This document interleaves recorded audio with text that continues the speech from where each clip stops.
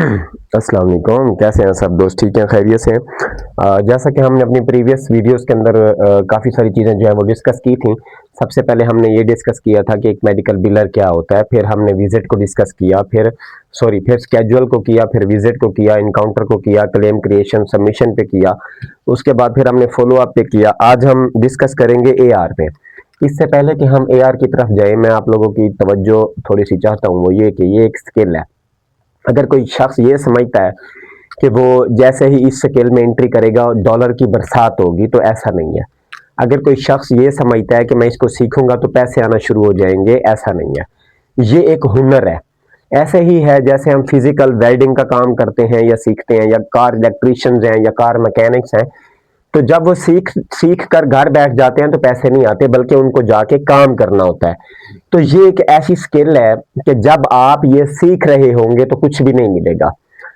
जब आप सीख जाएंगे तो आपको किसी फर्द का काम करना है। अकाउंट, ये बेसिकली अकाउंट की जॉब है, अकाउंट का काम है, अकाउंट की स्किल है कि किसी शख्स का अकाउंट मेंटेन करना है। अगर आप जॉब करना चाहते हैं, सीख के जाएंगे तो जल्दी जॉब मिल जाएगी। जैसे पाकिस्तान में कंपनीज हैं मेडिकल बिलिंग की। अगर आप क्लाइंट की तरफ जाना चाहते हैं तो सीख के आपको समझ आ जाएगी कि क्लाइंट कहाँ से मिलना है। अगर आप ये समझ रहे हैं कि आप इसको 1 साल सीखेंगे तो आपने 1 साल में क्या कमाया, आपने स्किल कमाई है, आपने एक हुनर कमाया है जो अकाउंट के रिलेटेड है। आप इसको एज ए फ्रीलांसर लेके जा सकते हैं। आप वर्क पे, फाइवर पे, जिप रिक्रूटर पे, रॉकेट रीच पे, ग्लास डोर पे, लिंक्डइन पे, काफी दुनिया है जो ये काम कर रही है। आपको ये काम इंडिया से भी मिल सकता है, आपको ये काम बांग्लादेश से भी मिल सकता है, आपको ये काम यूएसए से भी मिल सकता है, यूके से भी मिल सकता है, जर्मनी ऑस्ट्रेलिया से भी मिल सकता है। ये अकाउंट का काम है, ये मेडिकल बिलिंग का काम है, ये एक उभरती हुई स्किल है। ये जुए की ऐप नहीं है, ये प्रमोशन ऐप नहीं है कि आप ये सीख रहे हैं तो डॉलर की बरसात हो जाएगी। अगर आप इसमें एंट्री होते हैं तो पैसे आना स्टार्ट हो जाएंगे, इसमें आपने लोगों को ऐड करना है तो पैसे आना स्टार्ट, नहीं, ऐसा नहीं है। ये एक फिजिकल वर्क स्किल है। जब तक आप इसको समझते नहीं कि ये क्या है, तो मेरा मशवरा है कि आपको इस तरफ आना भी नहीं चाहिए, क्योंकि आपके टाइम का जिया होगा, आपके टाइम वेस्ट होगा। तो वो लोग जो इंटरेस्ट रखते हैं सिर्फ उनको आना चाहिए, या वो लोग जो इस चीज को समझते हैं कि ये एक स्किल है, ये कोई जुए की ऐप नहीं है कि आप इसमें एंट्री करेंगे तो फौरन से पहले पैसे आना स्टार्ट हो जाएंगे, ऐसा बिल्कुल भी नहीं है। हमने अपने प्रीवियस लेक्चर के अंदर डिनायल फॉलो अप को डिस्कस किया था। आज हम डिस्कस करेंगे AR को। AR क्या चीज है, कंपनीज AR किसको कहती हैं, मैं एक मेडिकल बिलर अपने एक्सपीरियंस को शेयर करूंगा कि हम AR किसको समझते हैं और AR होता क्या है। ये सारी चीजें आज हम करेंगे। AR इसका मतलब है अकाउंट रिसीवेबल।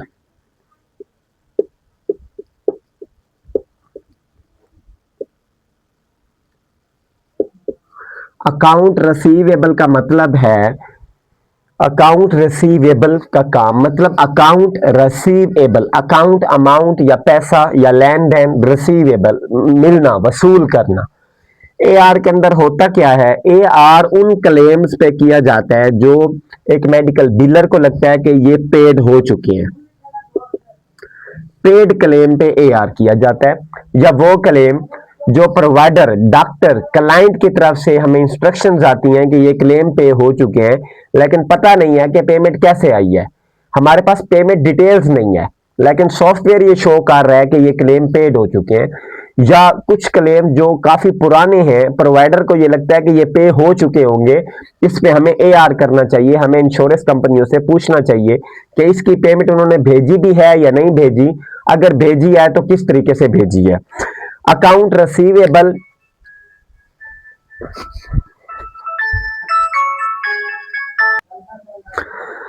अकाउंट रिसीवेबल कभी भी फॉलो अप नहीं होता, बल्कि AR के अंदर फॉलो अप होता है। मतलब AR के अंदर क्लेम्स का फॉलो अप करना कि वो क्लेम कैसे पे हुए, किस तरह से पे हुए, उनकी पेमेंट किस तरह से आई, AR के अंदर फॉलो अप है। हर फील्ड के अंदर फॉलो अप है, लेकिन आप हर फील्ड को फॉलो अप नहीं कह सकते। कोई भी फील्ड फॉलो अप के अंदर नहीं है, बल्कि हर फील्ड, हर काम के अंदर फॉलो अप है। आप पता करना चाहते हैं कि जो चीज आपने भेजी थी वो पहुंची, आप पता करना चाहते हैं कि जो चीज आपके पास आनी थी वो आपको मिली या नहीं मिली, ये काम फॉलो अप कहलाता है। लेकिन AR का मतलब है अकाउंट रिसीवेबल। इसका मतलब है अकाउंट मतलब अमाउंट का लेन देन, पैसों का लेन देन या हिसाब किताब, रिसीवेबल वो अमाउंट जो रिसीव कर रहे हैं हम, उसका हिसाब किताब कि वो कैसे आई, कब आई, कितनी आई, ये सारा काम एआर के अंदर होता है। आज हम बात करेंगे कि वो क्लेम जो पुराने पड़े हुए हैं, प्रोवाइडर को लगता है कि पेमेंट आ गई है, लेकिन चूंकि सिस्टम में अभी अपडेट नहीं हुई कि कब आई, कितनी पेमेंट आई। अब एक क्लेम जो है वो है $100 का, ठीक है, ये सिस्टम में पड़ा हुआ है और ये ऐसे होता है, ये हमेशा ऐसे लिखा होता है सिस्टम में। ये जो अमाउंट होती है ये हम बिल बना के भेजते हैं, ये जो बटा के बाद आती है ये हमने इंश्योरेंस से लेनी होती है कि ये बकाया है, 100 भेजा, 100 का 100 बकाया है। अब ये जो क्लेम है ये 2023 का है, ठीक है। अब प्रोवाइडर को लगता है कि यार शायद इस पे पेमेंट आ गई होगी, हमें इस पे एआर करना चाहिए, हमें इंश्योरेंस से पूछना चाहिए कि अगर उसने पेमेंट भेजी है तो कब भेजी, कितनी भेजी, किस तरह भेजी। अब एआर के अंदर इंश्योरेंस कंपनी को कॉल की जाती है, ठीक है, कॉल करके पूछा जाता है कि I want to check the claim status, ठीक है, या उनको कहा जाता है कि I want to discuss the payment method, ठीक है। और उसके बाद जब वो इस क्लेम पे आएंगे, हम उन्हें कहेंगे कि हमने एक बिल भेजा था जो 2023 में भेजा था, $100 का भेजा था, क्या आपने उसकी पेमेंट जारी की या नहीं की। अगर वो कहते हैं कि पेमेंट जारी नहीं हुई तो ये क्लेम ऑटोमेटिकली डिनायल मैनेजमेंट में चला जाएगा।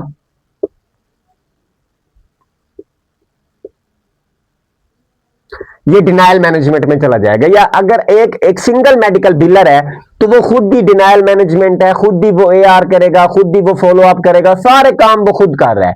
तो जैसे उन्होंने कहा पेमेंट नहीं की, वैसे ही टॉपिक चेंज हो गया कि why, can you please discuss या can you please details why this claim is not paid. मतलब फौरन ही सवाल बदल गए। अब पहले एआर के सवाल हो रहे थे कि पेमेंट कैसे की, इंश्योरेंस कह रही है पेमेंट की नहीं, तो सारे सवाल आज जो है वो डिनायल मैनेजमेंट टॉपिक पे आ गए कि क्यों नहीं की, क्या वजह है, क्या रीजन है। Can you please tell me what is the denial reason, can you please tell me how many years या how many month until this claim is unpaid. मतलब इतना अरसा हो गया, इतने मंथ हो गए, ये इतने साल हो गए, ये क्लेम हमने भेजा था, अभी तक ये क्यों अनपेड है। सवालात बदल गए। सवालात, ये जो सवालात करना है ना, इसकी नोयत कहलाती है कि आप डिनायल मैनेजमेंट कर रहे हैं या एआर कर रहे हैं। अब जैसे उन्होंने कहा कि ये पेड नहीं है तो ये क्लेम डिनायल मैनेजमेंट की तरफ, अगर आप एआर कर रहे हैं और डिनायल मैनेजमेंट आप नहीं कर रहे तो ये क्लेम सीधा डिनायल मैनेजमेंट को ट्रांसफर किया जाएगा। वो इस पे जांच पड़ताल करेगी कि ये क्लेम क्यों नहीं पे हुआ, क्या रीजन थी, क्यों इसको बाद में फॉलो अप नहीं किया गया या किस वजह से पेमेंट नहीं की गई। अगर इंश्योरेंस कहती है कि दिस क्लेम इज पेड, तो अब एक एआर करने वाले शख्स के सवालात जो हैं वो सारे एआर के मुतालिक होंगे।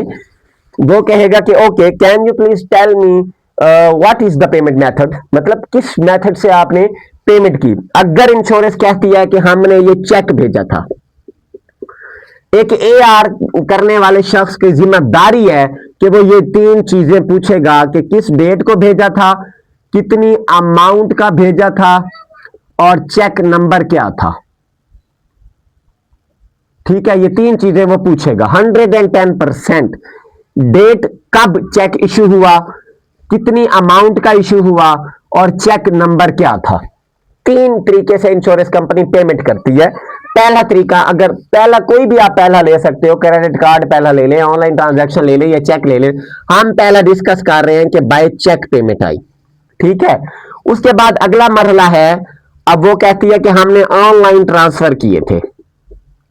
फिर वही सवालात होंगे तीनों के तीनों कि कब पेमेंट भेजी थी, कितनी पेमेंट भेजी थी, ऑनलाइन ट्रांजैक्शन आईडी, आईडी क्या है, ठीक है। उसके बाद अगर इंश्योरेंस कहती है कि हमने क्रेडिट कार्ड इशू किया था, ये 2 एंड और ये 3 एंड मेथड क्रेडिट कार्ड, फिर वही सब। अब 4 सवाल होंगे। अब पहला सवाल ये होगा कि किस डेट को इशू किया था, दूसरा सवाल ये होगा कि कितनी अमाउंट का इशू किया था और तीसरा सवाल ये होगा कि कार्ड नंबर क्या था। चौथा सवाल ये होगा कि सीवीसी, सीवीसी मतलब एक सिक्योरिटी नंबर होता है जो क्रेडिट कार्ड की दूसरी साइड पे 3 डिजिट का वर्ड होता है। ये 3 मेथड से पेमेंट आती है। एक एआर शख्स का काम, एआर करने वाले का काम इन तीनों के गिर्द घूमता है और इन 3 और 4 चीजों के गिर्द घूमता है। अगर इंश्योरेंस कंपनी कहती है कि हमने ये जो $100 है, अगर इंश्योरेंस ने भेज दिया है तो हम इसको जीरो कर देंगे, क्योंकि अब ये अमाउंट हमने लेनी थी, इसका मतलब है हमने नहीं लेनी, हम वसूल कर चुके हैं। अब अगर उन्होंने बाय चेक अमाउंट भेजी है तो हम इंश्योरेंस कंपनी से क्या क्या पूछेंगे, किस डेट को चेक इशू हुआ था, कितनी अमाउंट का चेक इशू हुआ था, और चेक नंबर क्या था।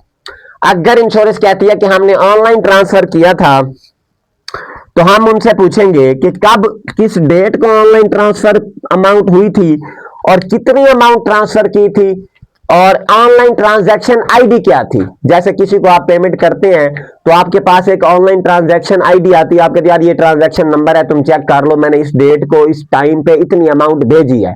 या तुम हेल्पलाइन पे कॉल कर लो और उनको बताओ कि ये ट्रांजैक्शन आईडी है और इतनी अमाउंट हमने आपको ट्रांसफर की, मैंने अपने दोस्त को या किसी को ट्रांसफर की है, नहीं मिली। हम ऐसा कहते हैं ना, नहीं कहते, यही चीज है। अगर इंश्योरेंस कहती है कि हमने क्रेडिट कार्ड के जरिए पेमेंट की है तो अब हम 4 चीजें पूछेंगे। पहला, किस डेट को क्रेडिट कार्ड इशू हुआ, दूसरा अमाउंट कितनी थी, तीसरा कार्ड नंबर क्या था, और चौथा सीवीसी क्या था। ये जो ऑनलाइन ट्रांसफर हुआ है ना, इसको ई ड्राफ्ट नंबर भी कहते हैं, ठीक है, EDF भी कहते हैं, ई ड्राफ्ट नंबर भी कहते हैं, ये जो ऑनलाइन ट्रांजैक्शन आईडी। और अगर क्रेडिट कार्ड के जरिए से पेमेंट आई है तो किस डेट को क्रेडिट कार्ड इशू हुआ है, कितनी अमाउंट का इशू हुआ है, चेक नंबर क्या था, सॉरी कार्ड नंबर क्या था, और सीवीसी नंबर क्या था। ये 4 चीजें हमने पूछनी होती हैं हमेशा से। AR का ये काम है। अब दूसरा काम AR में आता है पेमेंट पोस्टिंग, भी AR वाले ही तकरीबन ज्यादा करते हैं। पेमेंट पोस्टिंग किस तरह से की जाती है, हमें इंश्योरेंस कंपनियों से EOB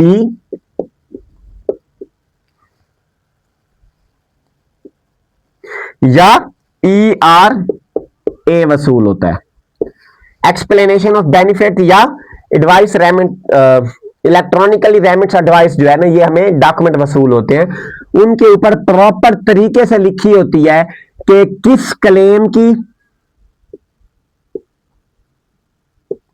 कितनी अमाउंट, कितनी रकम इंश्योरेंस ने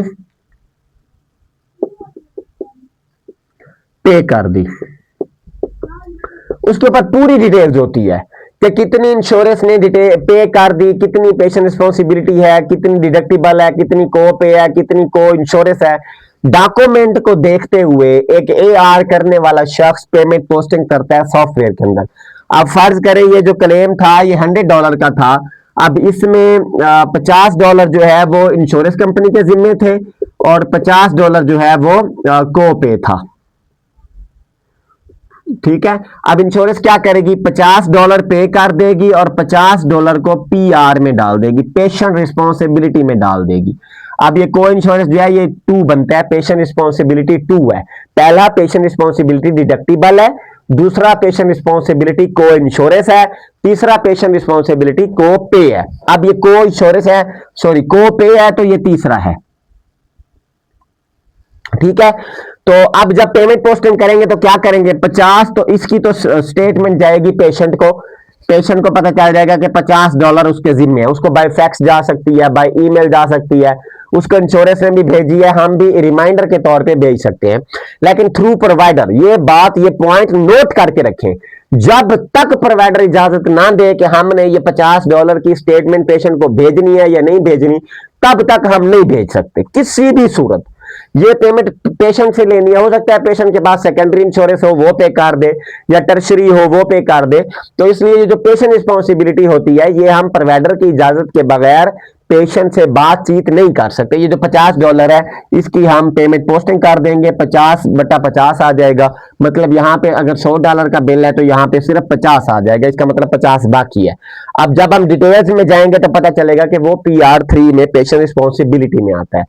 मतलब ये जो पेमेंट पोस्टिंग का काम है ये एक ऐसा काम है, इसके अंदर हमें EOB या ERA डॉक्यूमेंट वसूल होते हैं, उसके अंदर चेक अटैच होते हैं या क्रेडिट कार्ड अमाउंट्स अटैच होती हैं, या ऑनलाइन ट्रांसफर इंश्योरेंस की तरफ से डॉक्टर को की गई अमाउंट की डिटेल्स ऐड होती हैं।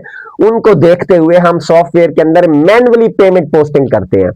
पेमेंट पोस्टिंग एक ऐसा अमल है कि इंश्योरेंस कंपनी की तरफ से भेजे गए डॉक्यूमेंट, चाहे वो चेक की डिटेल्स हो, चाहे वो क्रेडिट कार्ड की डिटेल्स हो, चाहे वो ऑनलाइन ट्रांजैक्शन की डिटेल्स हो, उनको देखते हुए उन डॉक्यूमेंट्स के ऊपर लिखी गई रकम के मुताबिक सॉफ्टवेयर के अंदर हम पुट कर देते हैं, ताकि हमारा लेजर और इंश्योरेंस कंपनी से आई हुई पेमेंट का लेजर इक्वल रहे, बराबर रहे। क्योंकि डॉक्टर ने लेजर ही पूछना है कि कितनी अमाउंट जो है वो इंश्योरेंस कंपनी से हमें मिली है और कितनी बाकी है। ये है एआर का काम, ठीक है। एआर के अंदर क्या चीज होती है, उन क्लेम का फॉलो अप लिया जाता है जो पेड होते हैं, या तो वो बाय चेक पेड होंगे, या बाय क्रेडिट कार्ड पेड होंगे, या बाय ऑनलाइन ट्रांजैक्शन पेड होंगे। और इनमें हमने तीन तीन चीजें और क्रेडिट कार्ड में चार चीजें पूछनी होती हैं जो हमने यहां पे डिस्कस की हैं। इंशाल्लाह हम अपने नेक्स्ट टॉपिक के अंदर डिनायल मैनेजमेंट को डिस्कस करेंगे, उसके अंदर डिले क्लेम, पेंडिंग क्लेम और डिनायल मैनेजमेंट को डिस्कस करेंगे। उसके बाद हम फर्दर इंश्योरेंस टाइप को डिस्कस करेंगे। उसके बाद हम पेशेंट रिस्पॉन्सिबिलिटी, डिडक्टिबल, को-पे, को इंश्योरेंस को डिस्कस करेंगे। उसके बाद हम प्लान्स को डिस्कस करेंगे, एचएमओ, पीपीओ, ईपीओ, पीयूएस। उसके बाद हम नो फॉल्ट, डब्ल्यूसी को डिस्कस करेंगे। उसके बाद हम एलसीडी और एनसीडी को डिस्कस करेंगे। इस तरह फर्दर बाय फर्दर हम प्रॉपरली तरतीब के साथ यहां पे मेडिकल बिलिंग स्किल को एक्सप्लेन करेंगे। जरूरी है कि अगर आप मेडिकल बिलिंग के में इंटरेस्टेड हैं तब आप इस चैनल को सब्सक्राइब करें और बेल आइकन के बटन को प्रेस करें। अगर आप इंटरेस्ट नहीं रखते, अगर आप इसको कोई गेमिंग ऐप समझते हैं या कोई जुए की ऐप समझते हैं या प्रमोशन ऐप समझते हैं, फिर आपको इस फील्ड में नहीं आना चाहिए, क्योंकि फिर आपके लिए बोरिंग है। बेसिकली ये एक स्किल है, ये अकाउंट का काम है। ये ऐसे ही है जैसे आप किसी फैक्ट्री का, किसी पर्सन का जाती अकाउंट मेंटेन कर रहे हो, ऐसे ही ये यूएसए में काम करने वाले डॉक्टर्स का अकाउंट मेंटेन किया जाता है। ये हिसाब किताब रखा जाता है कि कितने पेशेंट आए, कितने पेशेंट का बिल बना के इंश्योरेंस कंपनियों को भेजा गया, कितनी अमाउंट इंश्योरेंस कंपनियों से वसूल हुई, कितनी पेंडिंग है, कितनी डिले है, कितनी डिनाइड है, कितनी पेशेंट रिस्पॉन्सिबिलिटी है, पेशेंट के पास कितनी इंश्योरेंस है, कौन सी चीज इजाजत के बगैर इलाज नहीं होगी, कौन सी चीज इजाजत के साथ इलाज होगी, कौन सी चीज बगैर इजाजत के इलाज हो जाएगी, कौन सी चीज जो पेशेंट रेफर होके आएगा तो उसका रेफर जरूरी है, कौन सा पेशेंट है जिसको रेफर की जरूरत नहीं है। ये सारा बेसिकली मेडिकल रिलेटेड है, लेकिन अकाउंट का काम है। आपका बैकग्राउंड मेडिकल बिलिंग है या नहीं है, मेडिकल है या नहीं है, आप कर सकते हो, लेकिन समझना आपको ये है कि ये स्किल है, ये जुए की ऐप या प्रमोशन नहीं है। सीखने के दौरान आपको 1 रुपया नहीं मिलेगा, ना कोई आपको दे सकता है। सीखने के बाद भी जब तक आप काम नहीं ढूंढते या आप जॉब नहीं करते या आप क्लाइंट की तरफ नहीं जाते, आपको पैसे नहीं आ सकते, क्योंकि ये स्किल है, ये हुनर है। जब तक आप अपना हुनर दिखाएंगे नहीं, रिप्रेजेंट नहीं करेंगे, किसी का अकाउंट हैंडल नहीं करेंगे, तब तक आपको कुछ भी नहीं मिलेगा। जब आप ये समझ जाएंगे कि ये एक स्किल है, तब आपका ये सवाल होगा ही नहीं कि कमाई कब शुरू होगी। शुक्रिया, अल्लाह हाफिज।